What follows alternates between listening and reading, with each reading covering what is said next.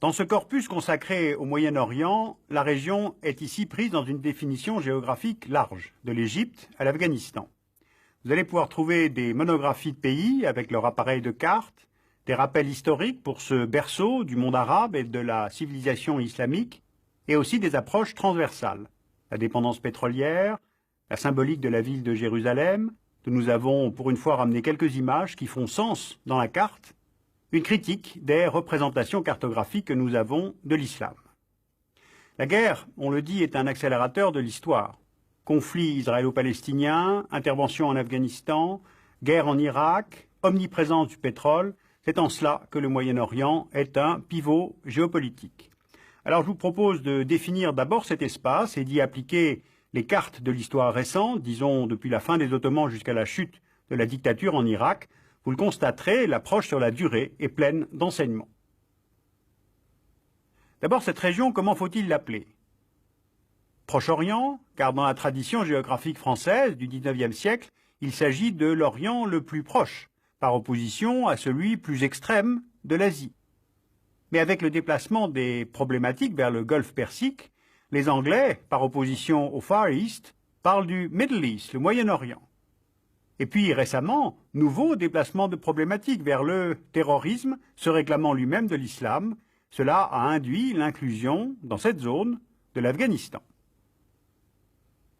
Ces régions sont souvent désertiques, elles sont habitées en majorité par les peuples arabes ou arabisés, mais aussi par des Perses, des Turcs, des Kurdes notamment.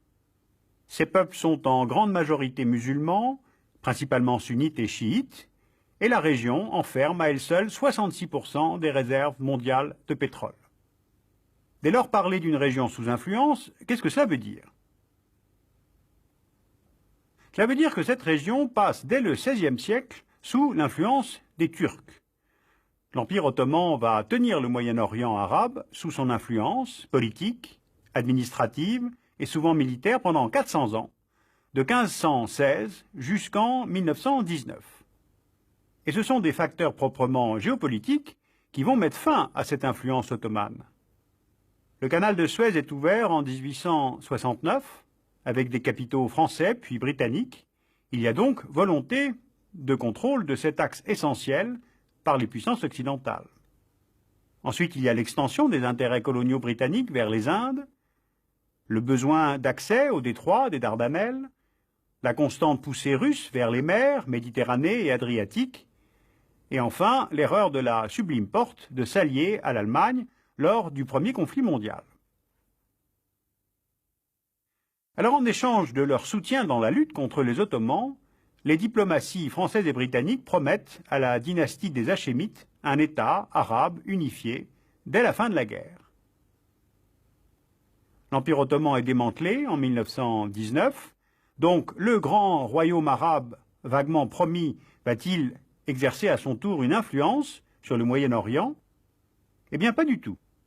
Car en 1916, en fait, les diplomates français et britanniques, Sykes et Picot, ont signé des accords secrets, décidant de se partager le Moyen-Orient en fonction de leurs intérêts. Ce qui fait qu'à partir des années 20, le Moyen-Orient passe sous la tutelle de la France, qui est gardienne traditionnelle des lieux saints et qui va prendre le contrôle de la Syrie et du Liban, et du Royaume-Uni, qui prend le contrôle de la Transjordanie, la Palestine, l'Irak et le Koweït. Cette influence se voit confirmée par la Société des Nations, la SDN, qui confie à Londres et à Paris ce qu'on appelle les mandats, dont on voit ici les découpages. Alors je crois qu'on ne comprendrait pas la totalité des mobiles de ces grandes puissances de l'époque si l'on ne prenait pas en compte la découverte, dès le début du XXe siècle, d'énormes réserves de pétrole dans cette région. Et le pétrole forme, au fond, la troisième influence qui s'exerce sur cette région. Le développement de cette source d'énergie qui, en moins d'un siècle et à l'échelle mondiale, va se substituer au charbon, va créer évidemment une grande dépendance des États consommateurs et par conséquent un besoin de contrôle des sources. C'est d'ailleurs à ce stade du raisonnement qu'il convient d'introduire un nouvel acteur, ce sont les États-Unis d'Amérique. Les compagnies pétrolières américaines ont pris des participations dès les années 30 dans la Iraq Petroleum Company, ou la Standard Oil Company of California, qui obtient 50% des droits d'exploration de l'Arabie saoudite. Et après 1945, l'influence américaine va s'accroître en mêlant intérêts pétroliers et calculs stratégiques, ce qui est d'ailleurs à peu près la même chose. Et ce, en s'appuyant sur trois alliés, l'Arabie saoudite, l'Iran et Israël. Arrêtons-nous un instant sur Israël. Israël est un État récent au Moyen-Orient, fondé en 1948, et compte tenu des conséquences de la création de cet État, est-ce qu'on peut parler d'une zone d'influence d'Israël? A priori, non. Mais d'abord, ce pays est appuyé inconditionnellement par les États-Unis, d'où sa supériorité militaire. Économiquement, l'État hébreu, bien plus que les autres États de la région, est un acteur dans la mondialisation, surtout vers l'Union européenne et les États-Unis. Et politiquement, l'État juif dans la région est vu comme un ennemi, comme l'épée occidentale au cœur du monde arabe. Il forme comme un abcès de fixation, d'autant plus, je vous le rappelle, qu'il y a eu 4 guerres israélo-arabes.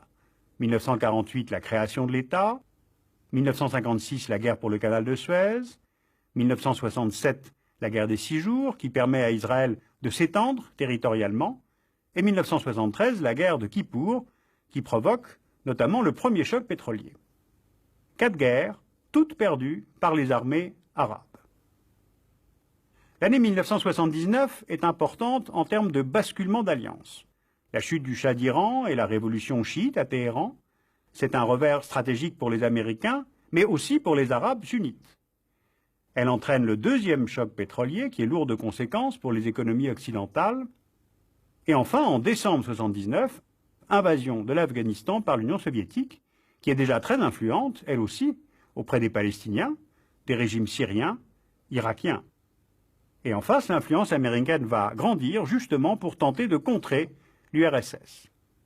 Alors le premier pays arabe à signer un traité de paix avec Israël, c'est l'Égypte, lors des accords de Camp David, parrainés par les États-Unis et ouvrant sur la restitution du Sinaï en 1979. On note aussi l'augmentation de l'influence américaine lors de la guerre Irak-Iran. En septembre 1980, l'Irak déclare la guerre à l'Iran, le régime de Saddam Hussein se voulant comme un triple rempart, de l'arabisme moderne contre le retour à un régime religieux, du sunnisme contre le chiisme et des Arabes contre les Perses. Il est soutenu militairement par les États-Unis, mais aussi par la France, et après 8 années de guerre Irak-Iran, Bagdad procède en août 1990 à l'invasion du Koweït. C'est la première guerre du Golfe, la confirmation de la sortie politique de l'Union soviétique et la formation d'une coalition pour ne pas laisser à l'Irak le contrôle de 9% des réserves mondiales de pétrole qui sont présentes au Koweït. Mais cette coalition est arabo-occidentale, et c'est là une nouvelle humiliation pour les populations arabes qui voient les intérêts d'État et la valeur du baril de pétrole prendre plus d'importance que le soutien à un autre État arabe. En fait, il n'y a pas de nation arabe, il n'y a que des intérêts, des États et des chefs qui cherchent à durer. Donc résumons. Après le tournant de 1919, celui de 1956, celui de 1979, il y a bien sûr celui de septembre 2001. Alors que de 1979 à 2001, la base du contrat était soutien américain à des régimes arabes autoritaires en échange d'un accès garanti au pétrole et l'absence de toute nouvelle attaque contre Israël, plus le soutien américain aux islamistes afghans du moment qu'ils étaient anti-soviétiques, eh bien 20 ans plus tard, le constat est amer. Depuis les accords de Camp David, 20 ans de soutien aveugle et financier des États-Unis au régime arabe ont laissé le temps à ces pays de se figer dans le plus total immobilisme, de créer des frustrations économiques, démocratiques, sociales, creusant le lit de l'islamisme et son courant radical et armé, le terrorisme. Alors si l'intervention américaine en Afghanistan a pour objectif d'éradiquer les réseaux d'Al-Qaïda, de capturer le Mollah Omar, de stabiliser le pays sous un régime pro-américain, eh bien franchement les 2 premiers objectifs ont échoué et le 3e est incertain. Alors avec la guerre 2003 en Irak, les États-Unis veulent là encore renforcer leur influence sur la région. La guerre, c'est la poursuite d'une politique par d'autres moyens.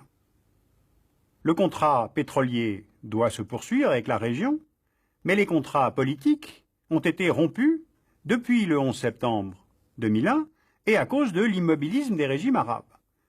D'où cette idée américaine d'un plan Grand Moyen-Orient qui s'adresserait à 22 États d'une zone qui va du Maghreb à l'est du Moyen-Orient, États qui se voient proposer de se convertir à la démocratie et au libre marché. Car pour Washington, il ne peut y avoir de sécurité sans prospérité. Une mise au pas de ce qu'on appelle les États voyous ne peut seule assurer la sécurité nationale des États-Unis. Car dans la vision américaine, ce sont les moyens de maintenir un Moyen-Orient sous influence, et si possible de l'inscrire dans le vaste mouvement de la mondialisation. Ce plan américain de Grand Moyen-Orient, ce n'est pas très agréable pour les dirigeants du monde arabe, de même que les accords d'Helsinki ne furent pas très agréables aux dirigeants soviétiques. Un rapport de la Banque mondiale en 2003 sur la gouvernance dans le monde arabe indique que le Moyen-Orient, y compris Maghreb-Mashrek, représente environ 10% de la population mondiale, et ces 10% produisent 4% de la richesse mondiale. L'essentiel de cette richesse venant de l'Arabie saoudite, de la Turquie, de l'Égypte, de l'Iran et d'Israël. Pendant les 30 dernières années, le décrochage est très net par rapport à l'Asie, et les islamistes prospèrent sur la pauvreté et les frustrations politiques. Voilà pour le constat. Mais le revers de cette influence américaine sur cette région en général et en particulier sur l'Irak, c'est qu'ils fabriquent du terrorisme au lieu de l'éradiquer.